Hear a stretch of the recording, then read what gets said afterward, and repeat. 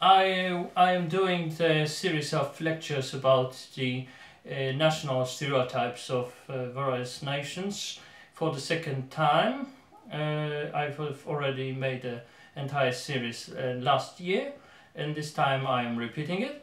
So, for instance, now I'm just after the first lecture of the series, which was about the British. And that's why I have picked one of the typical iconic costumes that are connected with the British culture, which is the, of course, the RAF pilot, the Royal Air Force pilot. Last year I was wearing, as I remembered correctly, I think I was wearing the, yes, I definitely was wearing the English policeman's uniform.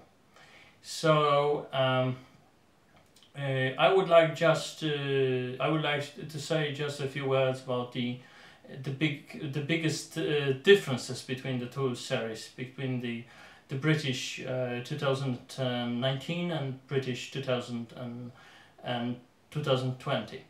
So what was really a striking difference was that I had a very clear impression that I guess Poles have to some degree already forgotten and forgiven the British about Brexit, because the last time it was about it was very clearly those series were under the impact of all these talks about British leaving the EU. Now I think there is much more understanding of the British viewpoint on this subject, and that's why the British were generally portrayed much more positively than the last time it was. So that would be it. We were discussing besides we're discussing very similar stereotypes than like the last time. We were discussing, for instance, this striking contrast between these two typically British attitudes, that is to be very overcorrect about the English language, and in the same time not at all correct about the language, which is connected to these two types of British elitism.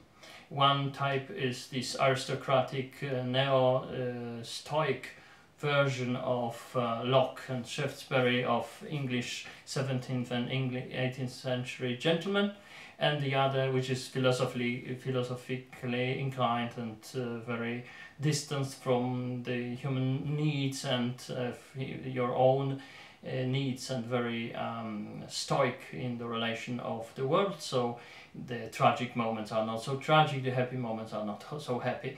And the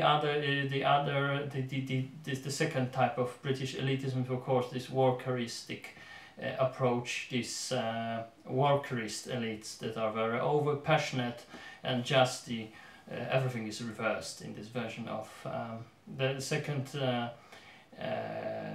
type of being an elite to some degree. So that was discussed, and of course, for instance, the British food and so on, why it's so, or is it really so very untasty.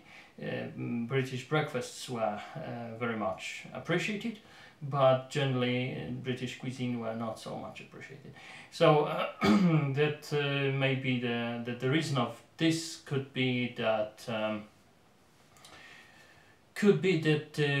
our climate in Europe, also Northern Europe, has become a little bit more southern, and because of that the Italian and French cuisines were making a real progress to the north, as in the size of an invasion really.